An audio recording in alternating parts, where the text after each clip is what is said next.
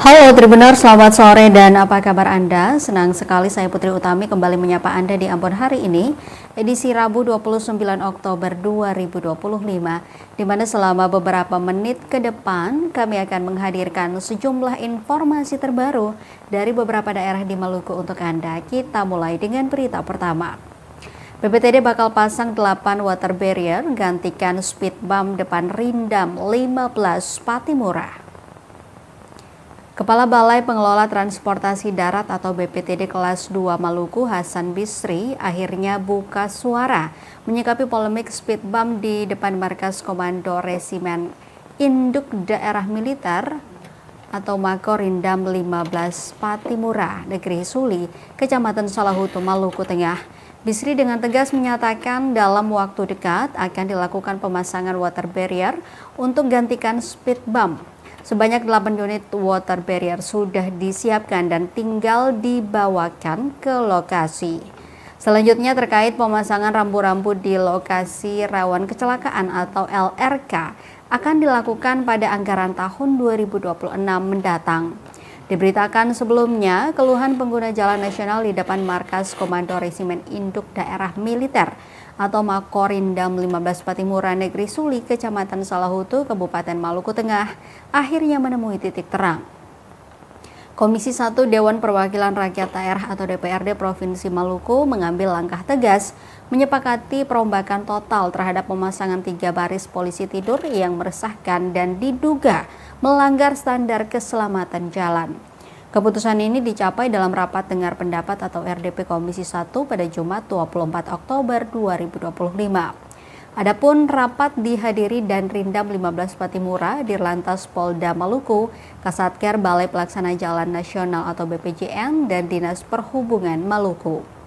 Rapat ini digelar khusus untuk mencari solusi atas alat pembatas kecepatan yang dipasang swadaya itu. Ketua Komisi 1 DPRD Maluku, Solihin Buton, mengumumkan bahwa kesepakatan yang diambil bersifat mendesak demi keselamatan pengguna jalan. Polisi tidur yang kini terpasang rapat 3 baris akan dibongkar dan dipasang kembali dengan jarak berjauhan. Namun, skema pemasangan ulang ini hanyalah langkah sementara. Alat pembatas kecepatan ini harus dilepas setelah instansi yang berwenang, yaitu Balai Pengelola Transportasi Darat atau BPTD, menyelesaikan tugasnya memasang rambu-rambu lalu lintas yang memadai dan speed hump atau gundukan yang lebih lebar sesuai standar.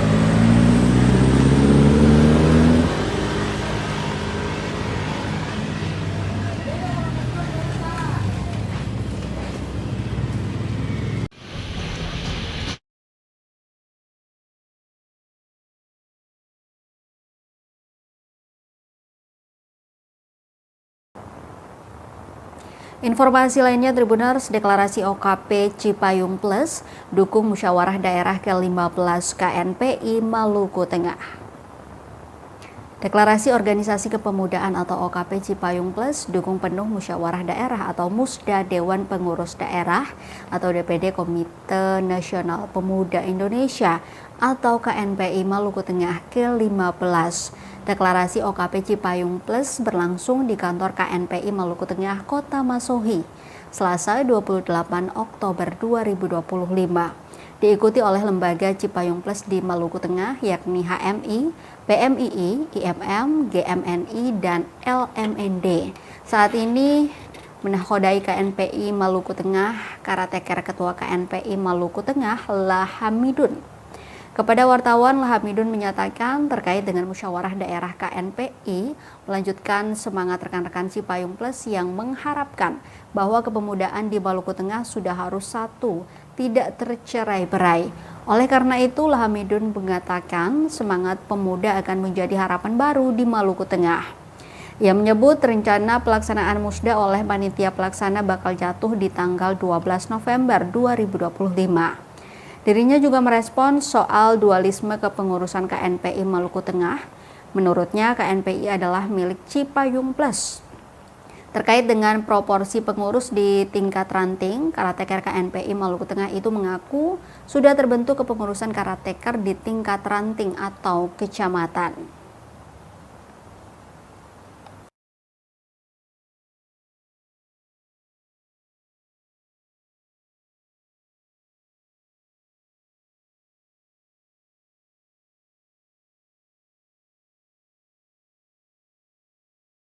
Karena dengan pemuda bersatu, maka kami yakin Maluku Tengah ini akan bangkit.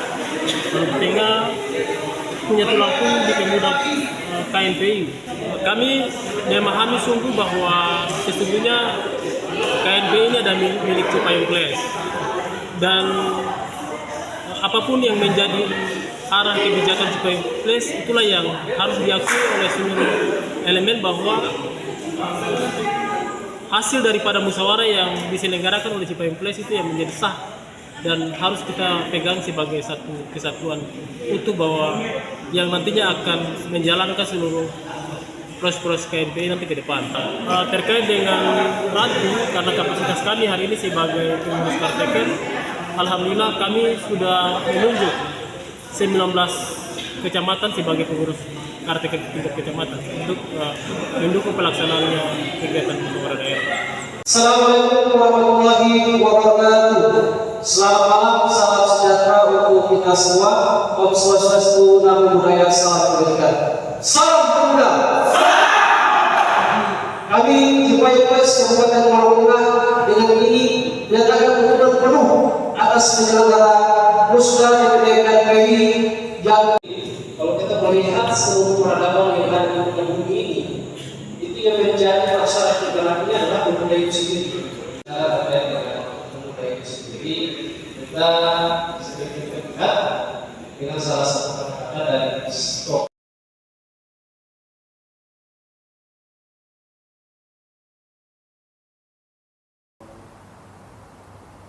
Pastikan pembahasan APBD 2026 tepat waktu. Ketua DPRD Malteng menyebut kuncinya anggota rajin berkantor. Pastikan pembahasan APBD tahun 2026 tepat waktu. Ketua DPRD Maluku Tengah Heri Menkar Haurisa mengimbau sejumlah hal kepada anggotanya. Kata Haurisa, jika pembahasan APBD tahun 2026 sesuai mekanisme yang semestinya, maka kuncinya ialah para anggota rajin berkantor. Imbauan itu disampaikan Ketua DPD Gerindra Maluku Tengah itu pada momen rapat paripurna DPRD Maluku Tengah dalam rangka penandatanganan nota kesepahaman KUAP PPAS APBD Perubahan tahun 2025. Senin 27 Oktober 2025. Ia menyentil kebiasaan anggota DPRD yang tidak disiplin. Ia memahami betul atensi para anggota DPRD untuk menyempurnakan daerah. Ketua DPRD Maluku Tengah itu juga menyoal keterlambatan penetapan APBD Perubahan tahun 2025 lantaran keterlambatan dokumen dari Pemda. Tentu kata politisi itu, pimpinan DPRD memahami betul bahwa ada ketentuan penyelarasan dan harmonisasi kebijakan umum, anggaran dan plafon prioritas anggaran APBD Perubahan 2025.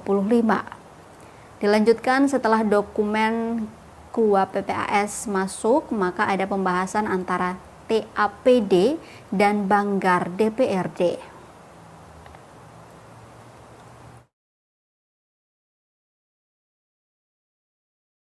Di kesempatan ini pimpinan dan wakil pemerintah daerah saya mohon maaf sebesar-besarnya dari forum ini. Untuk selanjutnya di 2026 saya percaya bahwa kita akan ada pada mekanisme yang sesungguhnya.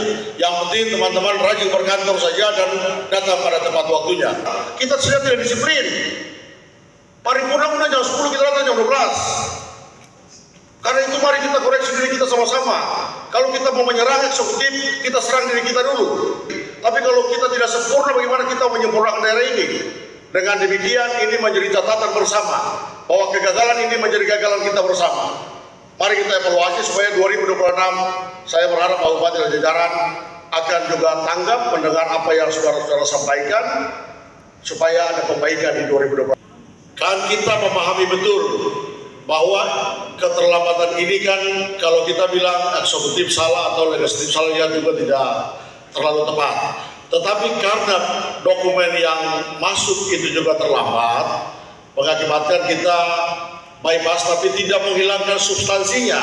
Saya berharap Pak Bupati dan jajaran kalau bisa dokumennya bisa dipercepat supaya kita bisa masuk pada instrumen norma kita yang kita anuti sesuai dengan PP dan tata tertib itu.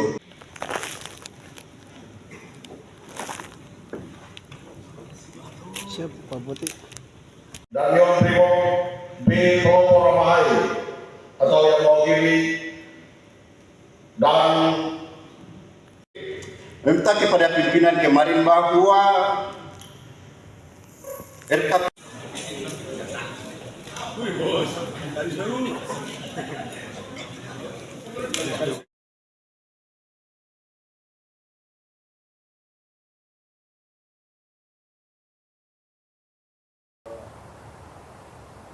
Tampung keluhan warga soal jalur Trans-Seram SS, DPRD usul bangun pelabuhan feri Saleman Besi.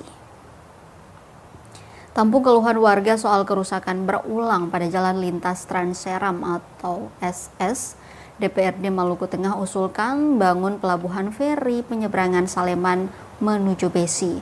Jalan lintas Trans-Seram atau Jalan SS belakangan menjadi sorotan lantaran kerusakan jalan yang masif terjadi.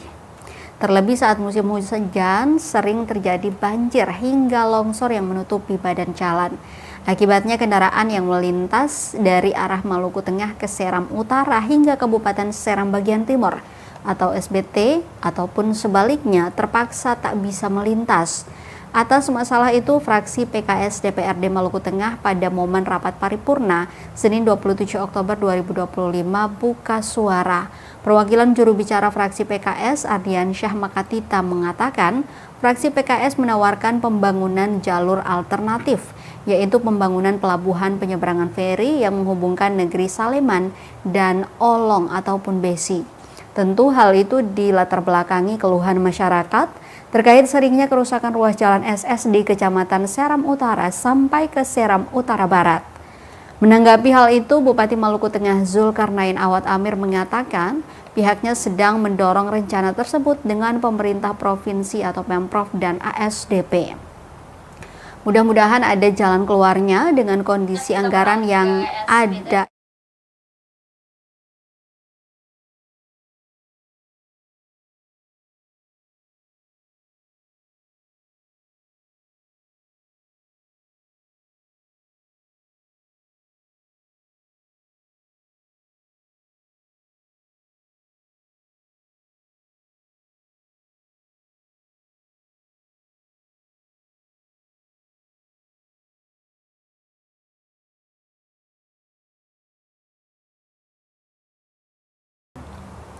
Bupati mengaku ada respons positif Pemprov dan pihak ASDP.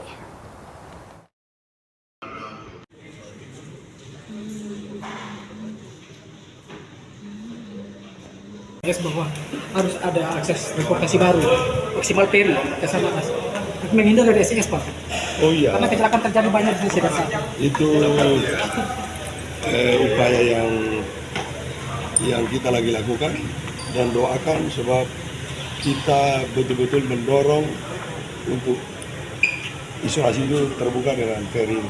Kita lagi serius dengan pemerintah provinsi dan nasional. Mudah-mudahan ada jalan keluarnya. Dengan kondisi anggaran yang ada ini, mudah-mudahan Provinsi seperti apa? luar biasa. ASDP juga responnya luar biasa. Doain ya. Terima kasih.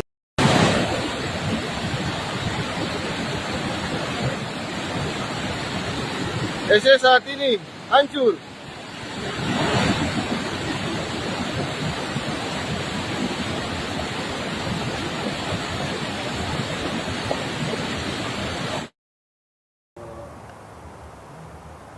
Dari Maluku Tengah kita ke SBT Tribuners. Peringatan Hari Sumpah Pemuda, warga Rukun Jaya SBT bagikan 25 paket sembako untuk lansia.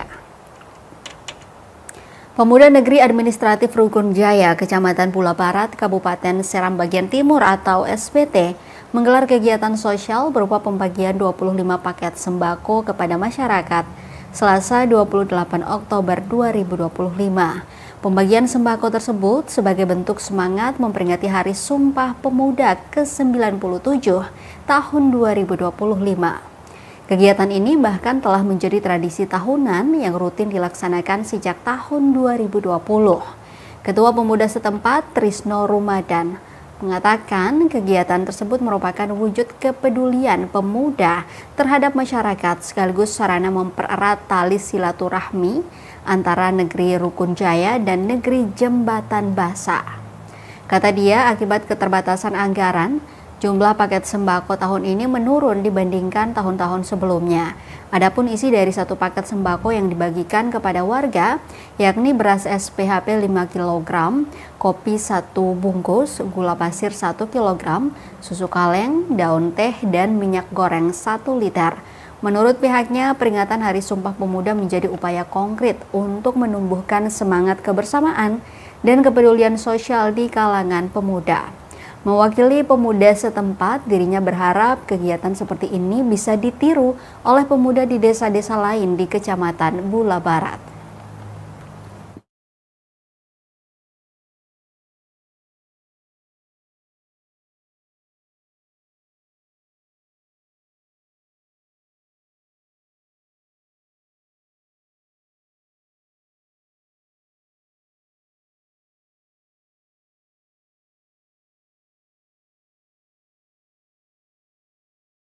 Kegiatan Hari Sumpah Pemuda ini, kami pemuda Rukun Jaya Kecamatan Bula Barat, ini kami gelar setiap tahun.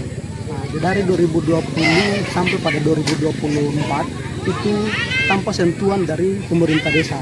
Kami dengan pemuda dan pemuda Rukun Jaya, kita punya inisiatif sendiri.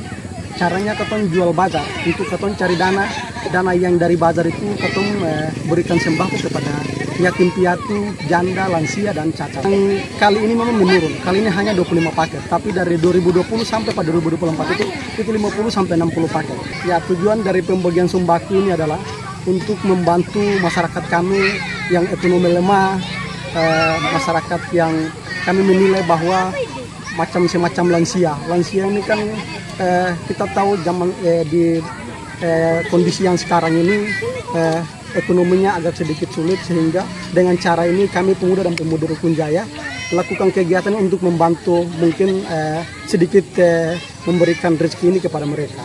Barat, Bapak Pejabat Negeri Administratif Rukun Jaya, Bapak Kepala Desa Negeri Jembatan Basa, Bapak Babinsa Jembatan Basa dan Rukun Jaya, Bapak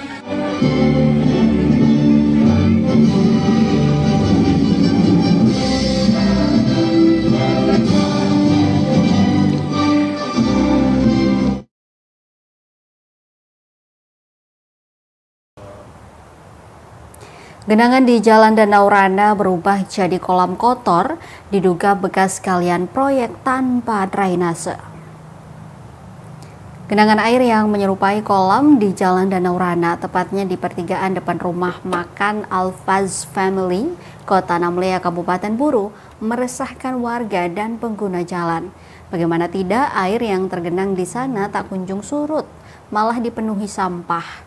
Pantauan tribunambon.com sekira pukul 3 sore waktu Indonesia Timur, Selasa 28 Oktober 2025, genangan air tersebut tampak kotor dan keruh. Meski hujan telah reda, air masih tertampung di area tersebut. Air genangan bercampur dengan berbagai sampah plastik, bekas minuman dan makanan yang terbawa dari sekitar area. Salah seorang tukang ojek yang biasa mangkal di sekitar lokasi, Idar Abdullah, mengatakan bahwa genangan itu sudah lama terjadi. Ia menduga kondisi tersebut muncul akibat bekas galian proyek yang tidak memiliki saluran drainase. Idar juga menambahkan bahwa hingga kini di area tersebut belum dibangun saluran drainase permanen. Ia pun berharap pemerintah setempat atau dinas terkait dapat segera memperhatikan untuk memperbaiki kondisi ini.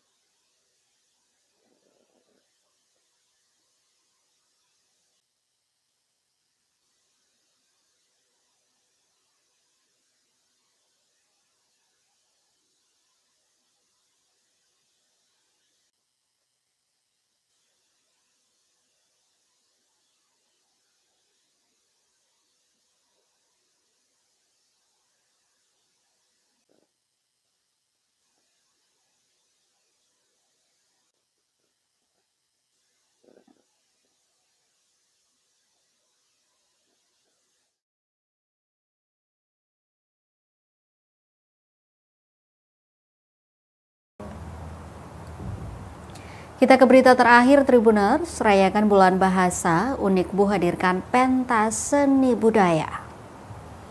Fakultas Sastra Universitas Ikra Buru atau Unikbu menggelar pentas seni bulan bahasa dengan tema bahasa sebagai ruang berkarya, sastra sebagai napas budaya di Gedung Auditorium Unikbu Selasa 28 Oktober 2025.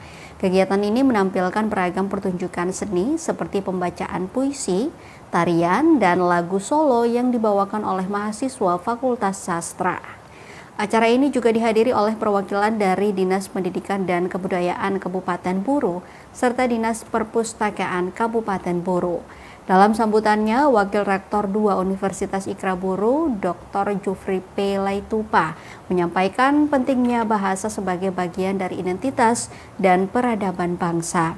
Ia juga berharap kegiatan ini dapat berjalan dengan sukses dan memberi manfaat bagi sivitas akademika Unikbo.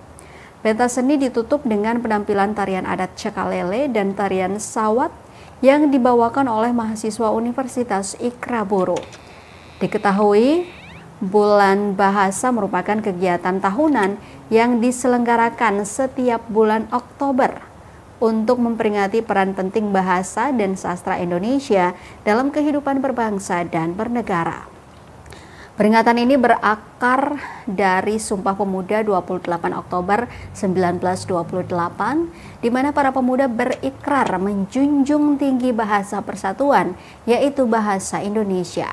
Karena itu, setiap Oktober dijadikan momentum untuk menumbuhkan kecintaan terhadap bahasa Indonesia, sekaligus mendorong pelestarian bahasa daerah dan pengembangan sastra nasional.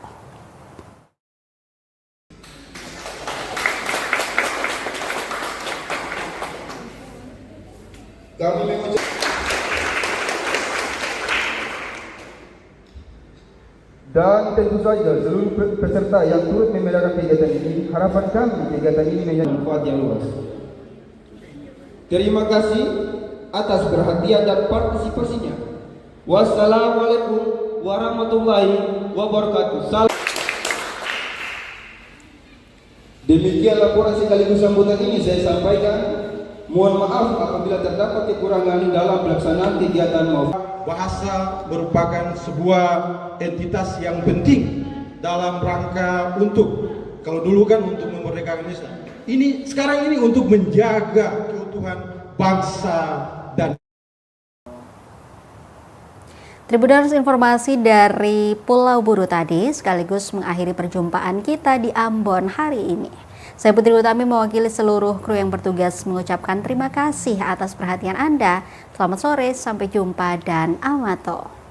Download Tribun X sekarang, menghadirkan lokal menjadi Indonesia.